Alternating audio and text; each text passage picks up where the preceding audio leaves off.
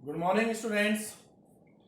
आज की क्लास में जो हमारा चैप्टर चल रहा था 9 चैप्टर उपसंयोजक यौगिक, उसमें हमने संयोजकता बंध सिद्धांत को अच्छे से समझ लिया था और संयोजकता बंध सिद्धांत के मैंने आपको एग्जाम्पल भी करा दिए थे। लगभग 6-7 एग्जाम्पल करा चुका हूँ। आज 2 इम्पोर्टेंट एग्जाम्पल करा रहा हूँ और इसके सिद्धांत की कमियां बताने के बाद ये चैप्टर आपका खत्म हो जाएगा। तो सबसे पहले मैं एग्जाम्पल करा रहा हूँ, जो हमारे 2 बचे हुए एग्जाम्पल हैं जो थोड़े इम्पोर्टेंट हैं उस वजह से। पहला एग्जाम्पल है NiCO का होल 4 कार्बोनिल कार्बोनिल। तो इस यौगिक की हमें वीबीटी के अनुसार ज्यामिति बतानी है, चुंबकीय गुणों की व्याख्या करनी है, संकरण बताना है। सारा काम वीबीटी के अनुसार जो अपन करते आए हैं। तो आपको पता है जो कार्बोनिल यौगिक होते हैं ये उदासीन लिगेंड है, इसके ऊपर कोई आवेश नहीं है। इसका मतलब यहां पर निकल की ऑक्सीकरण अवस्था भी क्या है, 0 है। यहां पर निकल की ऑक्सीकरण अवस्था भी क्या है, 0 है, 0 है। तो अपन इसका नाम क्या लिखेंगे, tetra carbonyl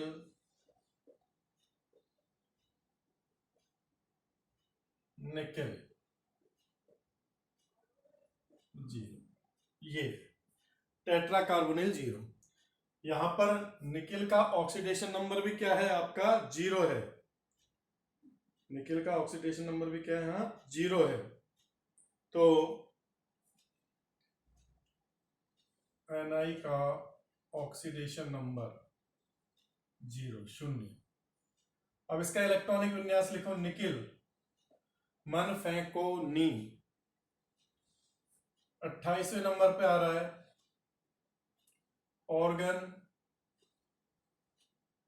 3D8 4s2 4p खाली है। अब इसको यहां पर तो कोई इलेक्ट्रॉन ही नहीं निकला, ऑक्सीडेशन नंबर 0 है, तो मतलब अपन को इलेक्ट्रॉन निकालना नहीं है। लेकिन 3D में कितने इलेक्ट्रॉन है, 8। 1 2 3 4 5 6 7 8। 4s में कितने हैं, 2। थोड़ा इसको समझना, इसलिए ही करा रहा हूं। ये एग्जाम्पल थोड़े अलग हैं, आप गलतियां कर सकते हो। अब यहां पर क्या आपको पता है, जो कार्बन मोनोऑक्साइड है या कार्बोनिल जो लिगेंड है, ये क्या होता है, प्रबल लिगेंड है। प्रबल लिगेंड है, सबसे प्रबल लेवल की। अगर आप लिगेंडों की प्रबलता की श्रेणी देखोगे तो उसमें सीओ सबसे आगे ही आगे प्रबलता में। तो सीओ प्रबल लिगेंड है, इस कारण से ये क्या करेगा, इन इलेक्ट्रॉनों को युग्मित करेगा। इन इलेक्ट्रॉनों को क्या करेगा, ये युग्मित करेगा। तो सीओ प्रबलतम लिगेंड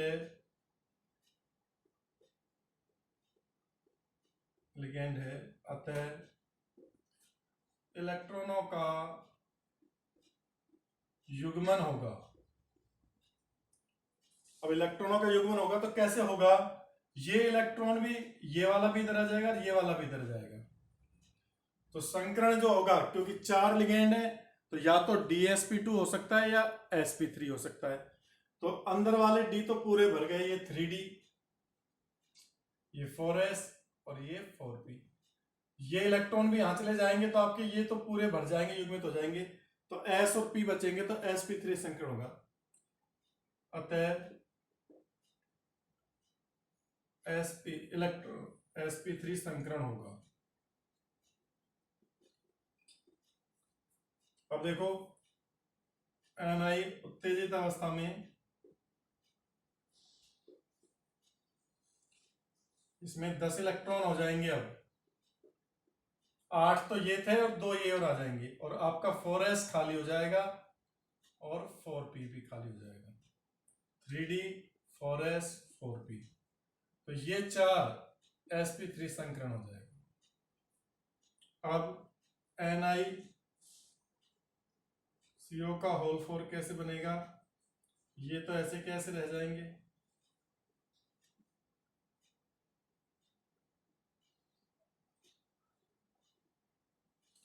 और ये 4 है जो इनमें CO से लोन पेयर उपसह संयोजक बंध बन जाएंगे।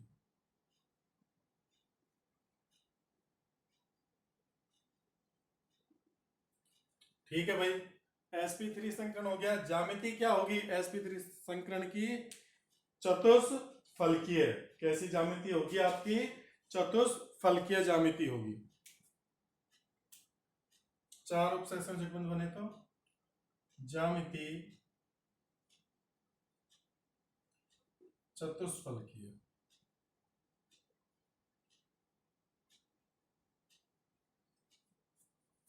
कोबाल्ट, सॉरी आपका निकिल है, केंद्रीय परमाणु क्या है? Ca, nickel. निकिल के चतुष्फलकीय रूप से ये जुड़ जाएंगे।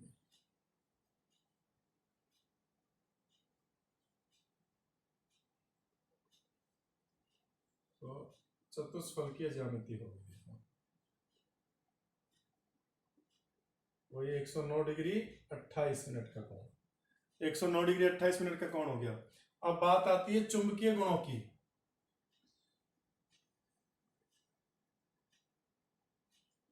चुंबकीय गुण,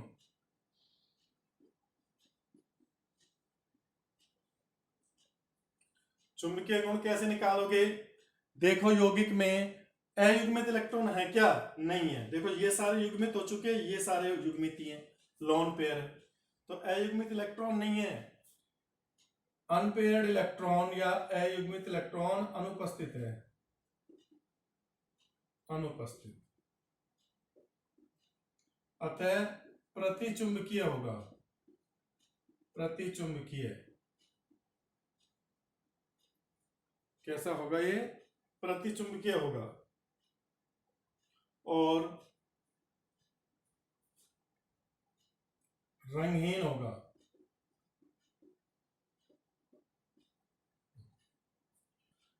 और उच्च चक्रण संकुल होगा या निम्न चक्रण संकुल?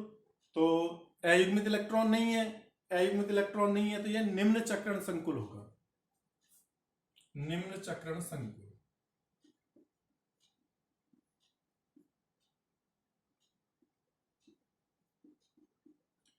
उच्च चक्रण संकुल कब होता है? जब बाह्यतम डी कक्षा के संकरण में भाग लेता है, अंदर वाले में अयुग्मित इलेक्ट्रॉन बच जाते हैं, तब होता है। लेकिन ये तो क्या है? निम्न चक्रण संकुल है, क्योंकि इसके पास अयुग्मित इलेक्ट्रॉन नहीं है। इसे ऐसे निकालते हैं, 2s + 1 से निकलता है फॉर्मूला। s क्या है? एक अयुग्मित इलेक्ट्रॉन के लिए हाफ होता है, s बराबर हाफ, एक अयुग्मित इलेक्ट्रॉन के लिए, इलेक्ट्रॉन के लिए जितने ज्यादा अयुग्मित इलेक्ट्रॉन होंगे उतना ही ज्यादा आपका चक्रण हाई होता जाएगा। तो ये इसकी व्याख्या हो गई। यहां पर ये चीज समझ में आ गई, इसका ऑक्सीडेशन नंबर 0 है, पूरे पे चार्ज ही नहीं है, इस कारण से ये ऐसे होगा। तो इसका स्क्रीनशॉट ले लीजिए।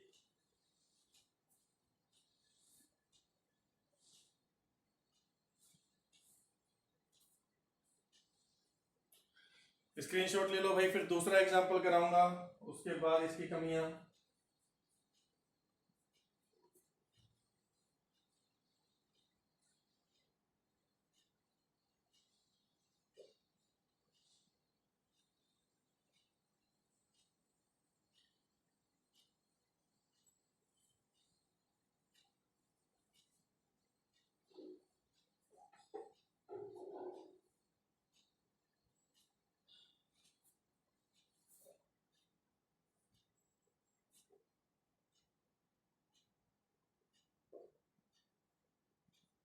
हाँ भाई, ले लिया स्क्रीनशॉट। अब अगला एग्जाम्पल देखते हैं।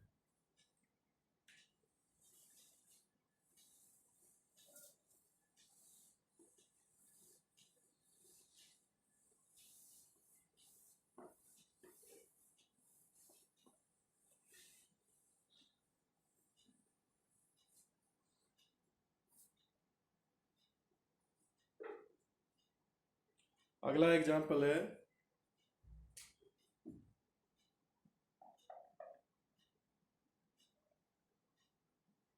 ये भी इंपॉर्टेंट है, वीआईपी एग्जाम्पल है।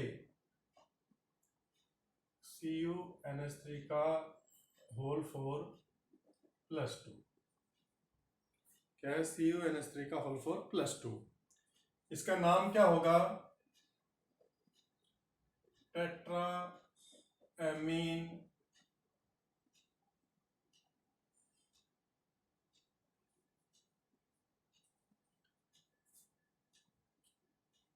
Tetraammine copper. और सेकंड आ जाएगा ऑक्सीडेशन नंबर, क्योंकि X-0 इंटू 4 बराबर में +2, तो X बराबर 0 ही आ जाएगा सेकंड आयन। कॉपर की ऑक्सीडेशन नंबर हमें पता लग गई। अब देखो कॉपर का इलेक्ट्रॉनिक विन्यास लिखो। कॉपर कौन से नंबर पे आता है? 29 पर। इसका होता है ऑर्गन 3D10 4s1। पता है ना, ये अपवाद है। और 3D10 4s1 4p खाली है और आपका 4d भी खाली है। अब +2 ऑक्सीडेशन स्टेट में, तो कॉपर +2 का इलेक्ट्रॉनिक विन्यास, 2 इलेक्ट्रॉन निकालो, एक यहां से निकलेगा, एक यहां से, तो इसका क्या हो जाएगा? ऑर्गन 3D9 और 4s0, 4p0 4d0। कॉपर +2 का इलेक्ट्रॉनिक विन्यास बना लो अपना।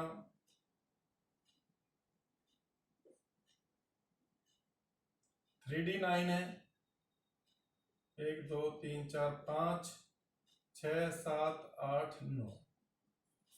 4s में ये और ये 4p। देखने से क्या लगेगा कि भाई देखो इसके लिए जगह नहीं है, सीधा सीधा संकरण क्या आ जाएगा? sp3। इसको देखते ही ऐसा लगेगा कि 4 यहीं तो खाली हैं, sp3 संकरण हो जाएगा। लेकिन यहां पर sp3 संकरण नहीं होता। sp3 संकरण नहीं होगा। क्यों नहीं होता? एक बार में देखने में तो ये लगा है कि sp3 संकरण है, पर sp3 संकरण नहीं होगा, क्योंकि प्रयोगों द्वारा ज्ञात हुआ है, प्रयोगों द्वारा पता चला है कि CuNH3 का होल 4 +2 की ज्यामिति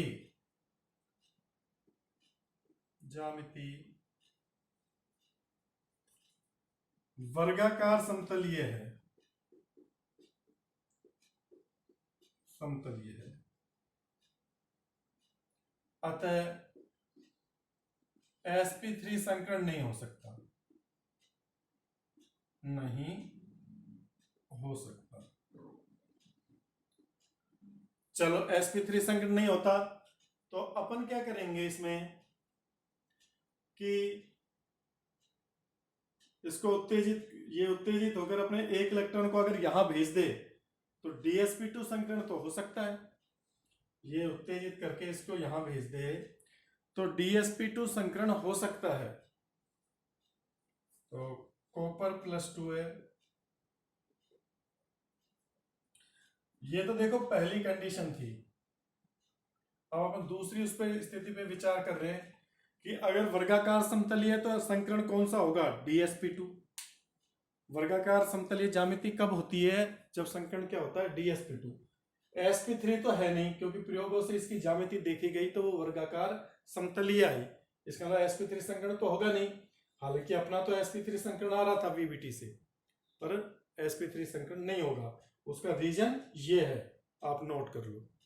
अब मान लीजिए मैं इस एक इलेक्ट्रॉन को इधर भेज दूं और यहां पर इसमें वो करवा देता हूं खाली, ये तो 8 इलेक्ट्रॉन हो गए, ये बच गया, s बचा हुआ है, और इसमें 4p में यहां एक इलेक्ट्रॉन आ गया, तो देखो एक तो ये 3d, ये 4s और 4p, तो dsp2 संकरण की संभावना बन सकती है यहां पर ये dsp2। लेकिन यहां पर सोचने की बात है कि जैसे ही इलेक्ट्रॉन चौथे कोष में जा रहा है, चौथा कोष है जो कॉपर का बाह्यतम कोष है, तो इलेक्ट्रॉन इजीली थोड़ी सी ऊर्जा पाके ही बाहर निकल जाएगा और ये कॉपर +2 से किस में बदल जाएगा, कॉपर +3 में। आप खुद इलेक्ट्रॉन को सबसे बाह्यतम कोष में भेज रहे हो, आंतरिक कोष के इलेक्ट्रॉन को, तीसरे कोष के इलेक्ट्रॉन को आपने चौथे में भेज दिया, चौथा उसका बाह्यतम कोष है, तो चौथे से तो इजीली निकल जाएगा। इसका मतलब कॉपर की ऑक्सीडेशन नंबर किस में बदल जाएगी, +3 में, पर कॉपर की +3 ऑक्सीडेशन स्टेट होती नहीं है, कॉपर +3 ऑक्सीडेशन स्टेट प्रदर्शित नहीं करता,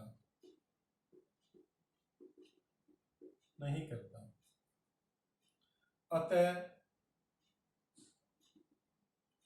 इलेक्ट्रॉन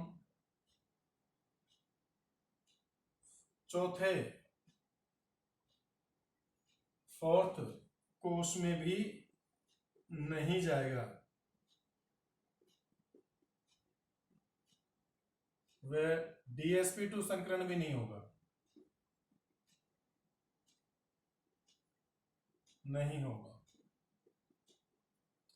तो लास्ट में क्या होता है, देखो ना तो ये पहली स्थिति हुई ना ये दूसरी स्थिति हुई।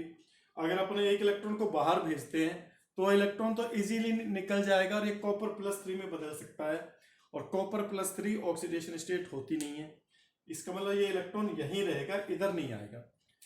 अब तीसरी स्थिति क्या हो सकती है, फिर इसका कैसे हम सॉल्व करते हैं।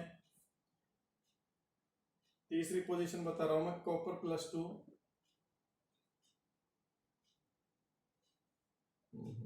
जगह कम ना पड़ जाए,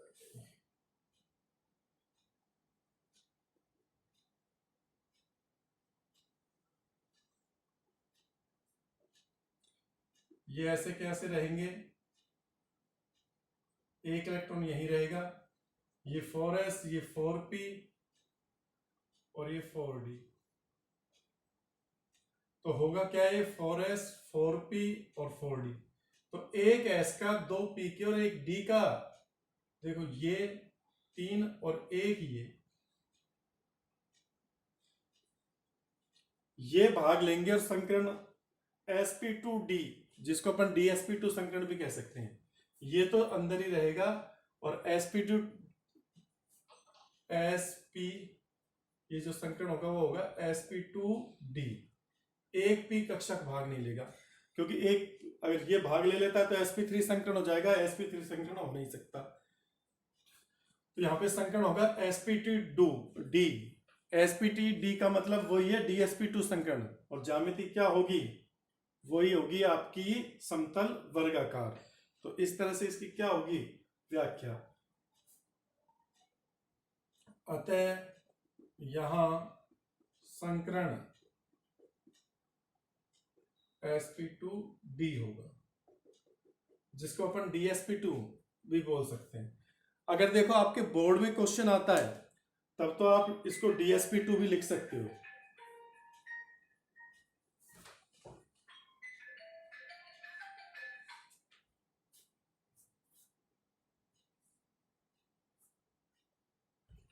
तब तो आप इसको dsp2 बोर्ड, ध्यान से सुन लेना, अगर ये एग्जाम्पल आता है तो इसका बोर्ड में तो आप dsp2 ही लिखे आना, dsp2 और समता वर्गाकार आकृति है, ठीक है ना।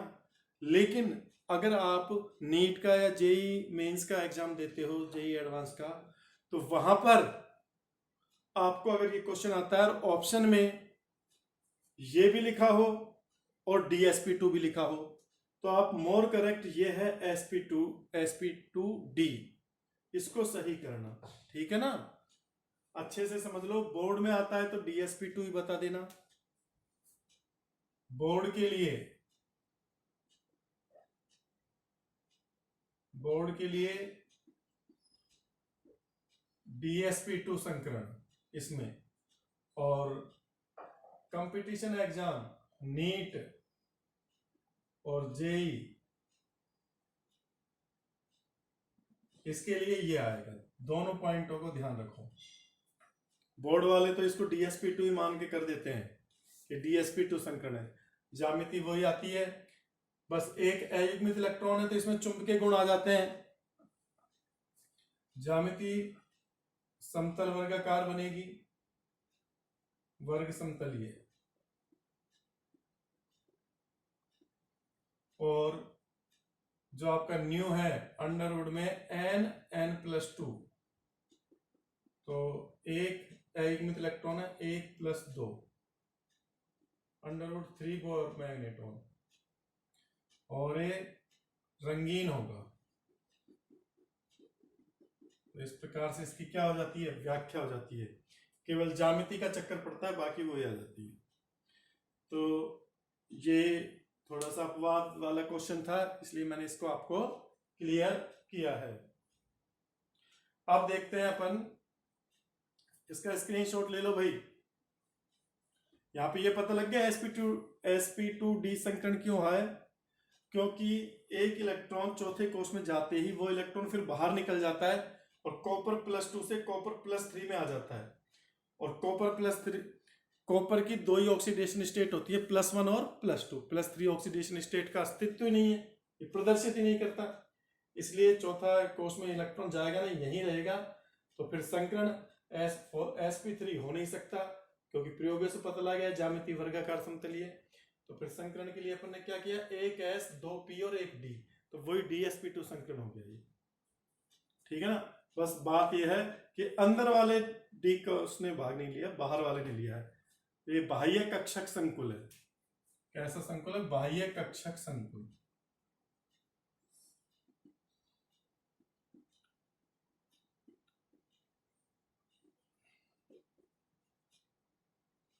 ठीक है भाई,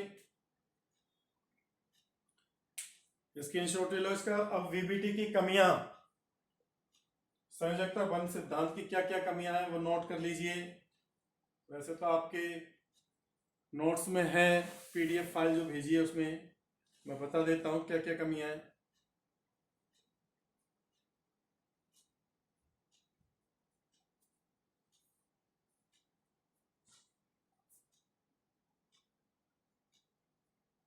हाँ भाई, साफ कर दो ये।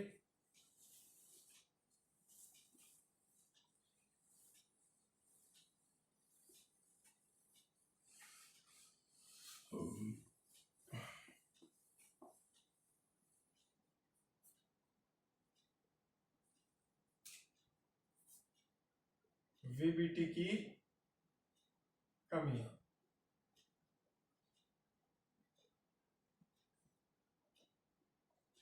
सबसे पहली कमी क्या है कि ये बाह्य कक्षक व अंतः कक्षक संकुलों के निर्माण को नहीं समझा पाया। VBT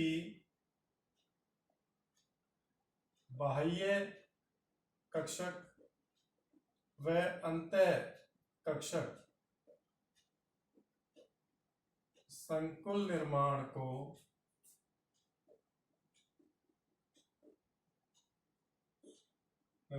नहीं समझा पाया। दूसरी कमी क्या है, ये रंगों की व्याख्या करने में भी असफल रहा कि कौन सा यौगिक कौन सा रंग दिखाएगा। रंगों की व्याख्या करने में असफल रहा। अलग अलग रंग दिखाते हैं, क्यों दिखाते हैं। तीसरी चीज, ये तापमान के सापेक्ष चुंबकीय गुणों में परिवर्तन की व्याख्या नहीं कर पाया। ये तापमान के सापेक्ष चुंबकीय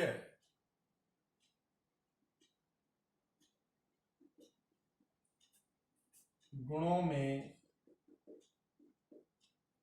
परिवर्तन की व्याख्या नहीं कर पाया, की व्याख्या नहीं कर पाया।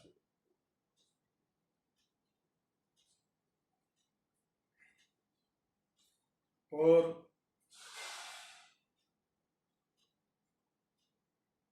संकुल यौगिकों में होने वाली विकृतियों को नहीं समझा पाया।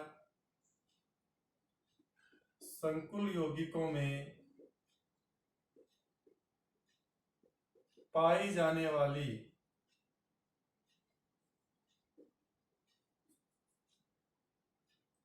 विकृतियों को नहीं समझा पाया।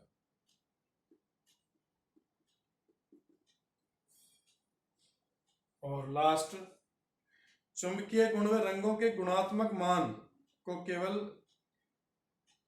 अयुग्मित इलेक्ट्रॉन की संख्या पर आधारित बताया। वीबीटी में चुंबकीय गुण व रंगों के गुणात्मक मान,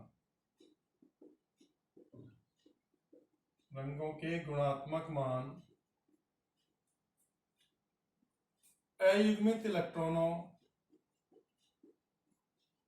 की संख्या पर आधारित बताया।